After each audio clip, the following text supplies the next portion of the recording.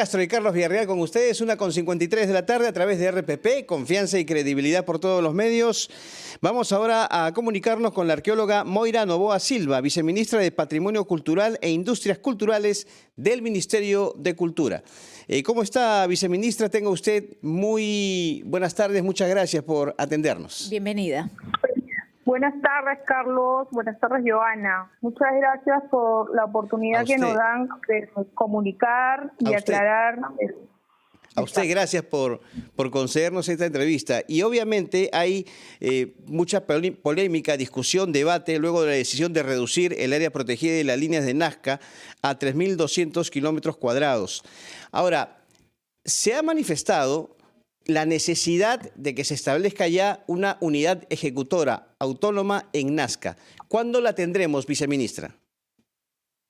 Sí, Carlos, primero quisiera precisar, y esto tajantemente, que la actualización de la Gran Reserva de la línea histórica de Nazca no afecta ni modifica el área inscrita como sitio de patrimonio mundial ni el área de amortiguamiento. Okay. Por lo tanto, el valor universal y excepcional del bien y su autenticidad están salvaguardados.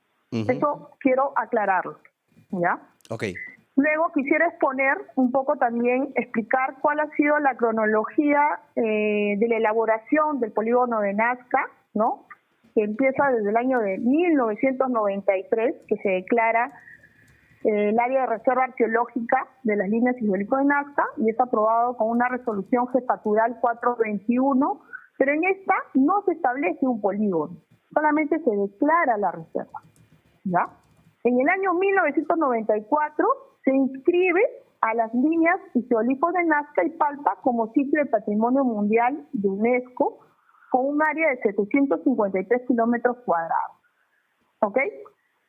En el año 2004, recién se delimita como reserva arqueológica las líneas y geolipos de Nazca con un polígono aprobado de 5.633.47 kilómetros cuadrados con resolución directoral nacional 654 INC. Viceministra. Estamos hablando de 2004. Sí, dígame. Efectivamente, y esas precisiones son importantes. Nosotros hemos venido siguiendo el caso, a los oyentes y a los televidentes les hemos explicado qué sucedía. Cuando Carlos le decía que existía la preocupación, es porque uno escucha, por ejemplo, ¿no?, que se recorta el 42% del área de reserva y eso generó polémica. Pero además habían dos puntos. Cuando el ministro de Cultura, Fabricio Valencia, habla de esta reducción, también habla de una preocupación, por ejemplo, por yacimientos mineros y por un riesgo de minería informal, diciendo incluso que no existía, digamos, la posibilidad de una vigilancia en un espacio tan grande. Y luego, también aquí en RPP y en la rotativa del aire, conversamos con Ítalo Benavides, que es el representante de la Cámara de Turismo de Nazca, y él lo que decía es, nosotros podemos y debemos apoyar al Ministerio de Cultura, pero necesitamos una unidad ejecutora, como lo tiene Caral, como lo tiene Chanchán. Por eso la pregunta era, ¿qué va a suceder con esta unidad ejecutora que tanto se solicita? ¿Cuándo la tendremos? Okay. Mire, somos constantemente monitoreados por UNESCO, para empezar. ¿Entienden? Con respecto a las actividades ilegales, en este caso de la minería, nosotros no tenemos competencia. Nosotros somos uno de los entes que autoriza cualquier actividad, ¿no? Entendemos que para cualquier actividad, en este caso minera, tiene que tener también la autorización del MINAM.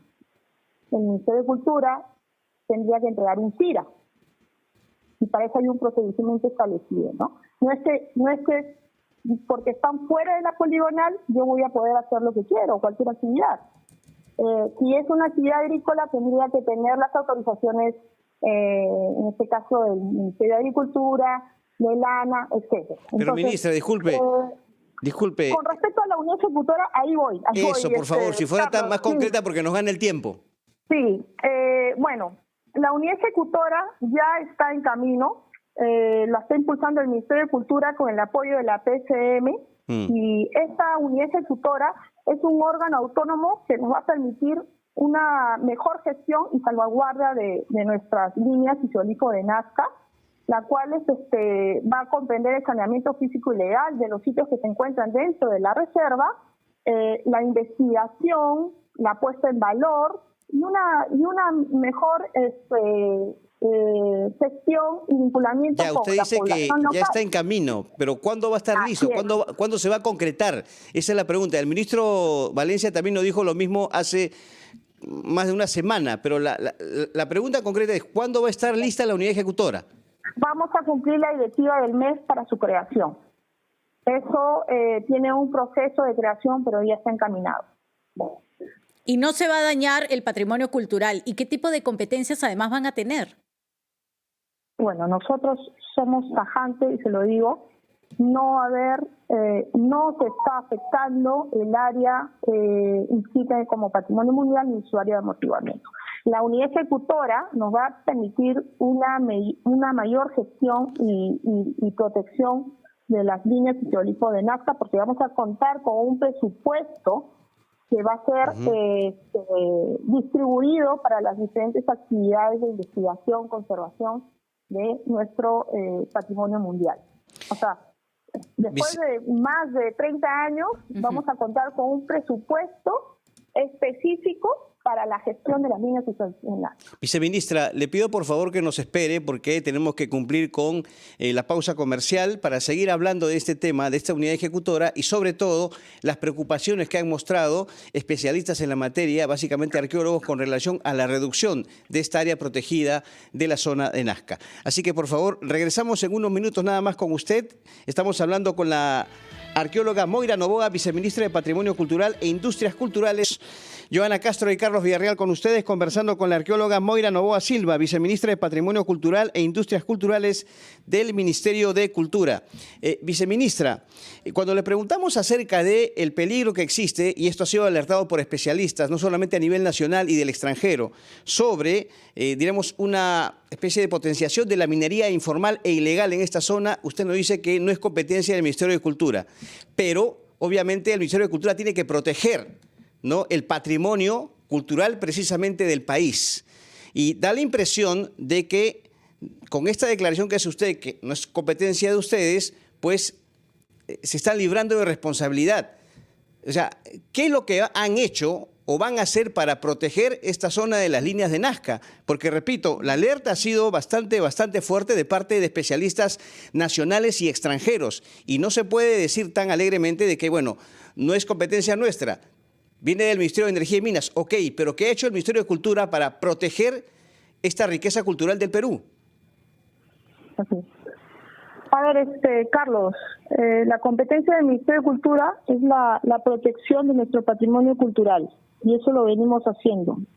Justo con la formulación de la unidad ejecutora que se va a crear, vamos a establecer un sistema de gestión para realizar diferentes actividades en salvaguarda del patrimonio cultural, específicamente de las líneas y geolifos de Nazca. Pero cuando digo que no es competencia, porque nosotros, este es un trabajo multisectorial, Carlos.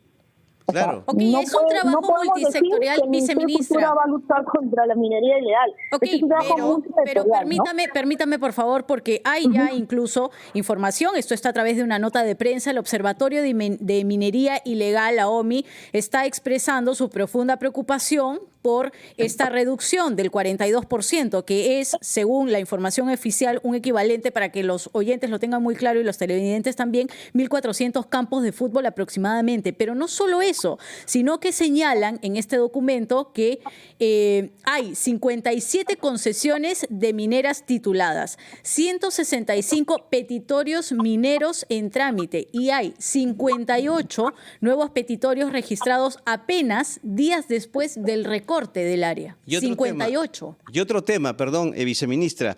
O sea, la exclusión de cerca de 2.000 metros cuadrados del ámbito de protección. Entonces, esto, yo sé que usted es consciente de esto. Deja expuesta, perdón, permítame terminar la pregunta. Deja expuesta esta zona arqueológica a severos riesgos de actividades mineras, muchas de las cuales se encuentran además en proceso de formalización o inclusive con registros suspendidos del REINFO.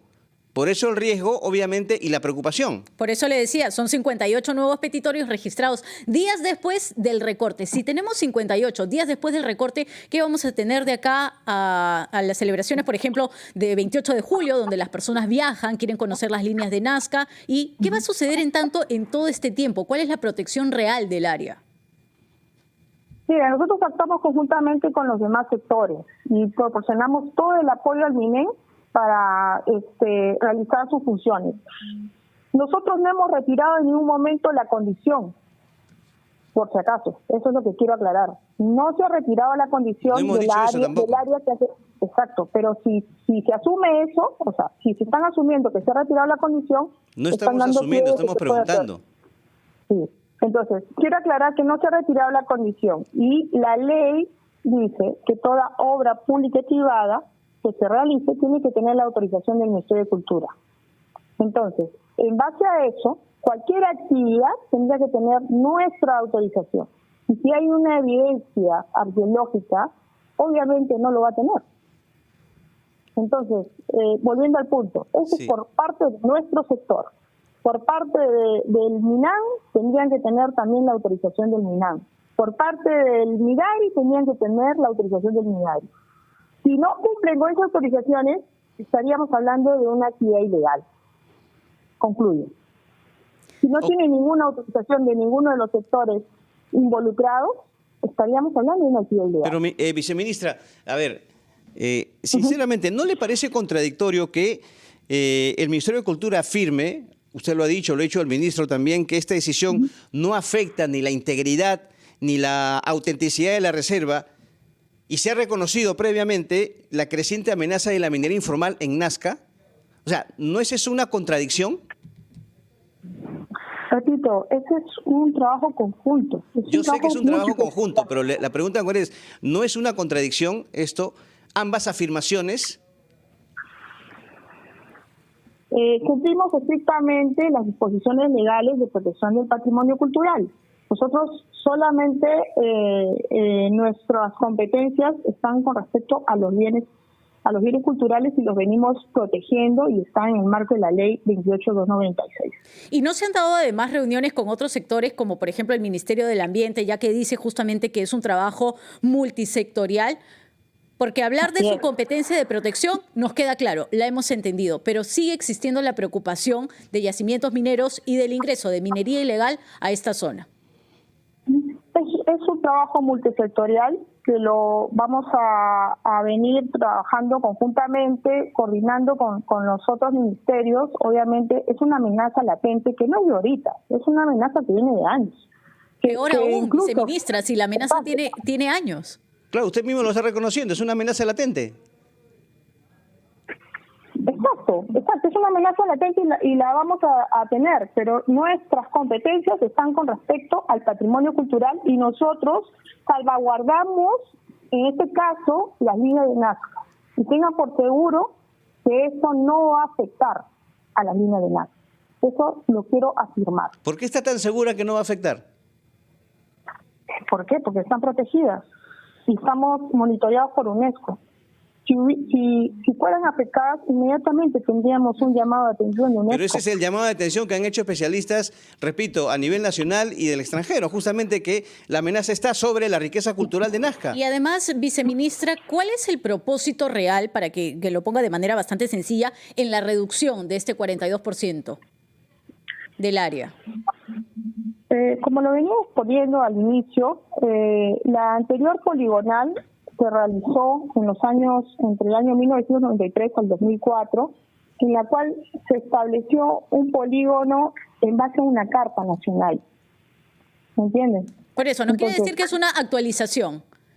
Es una actualización en las cuales hemos recurrido no solo a informes de investigación, sino también a prospecciones, herramientas tecnológicas, vuelos de drones, fotografías aéreas, los cuales ya nos han dado una data mucho más precisa para poder nosotros actualizar la nueva poligonal, ¿no? Que hemos emitido y la cual nos va a permitir.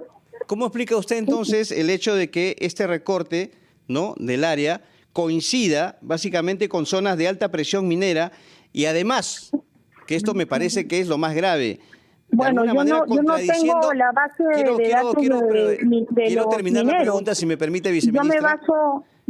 Yo me baso en la base de datos la obligación del Estado de proteger el patrimonio arqueológico. O sea, esto lo establece la ley del sistema de evaluación del impacto ambiental. La poligonal responde únicamente a un criterio técnico que se basa al registro de los sitios arqueológicos que comprenden, en este caso, los paisajes y geolipos de las líneas. Las líneas que se usan de Nazca. Pero el recorte está en zonas de alta, diríamos, presión minera.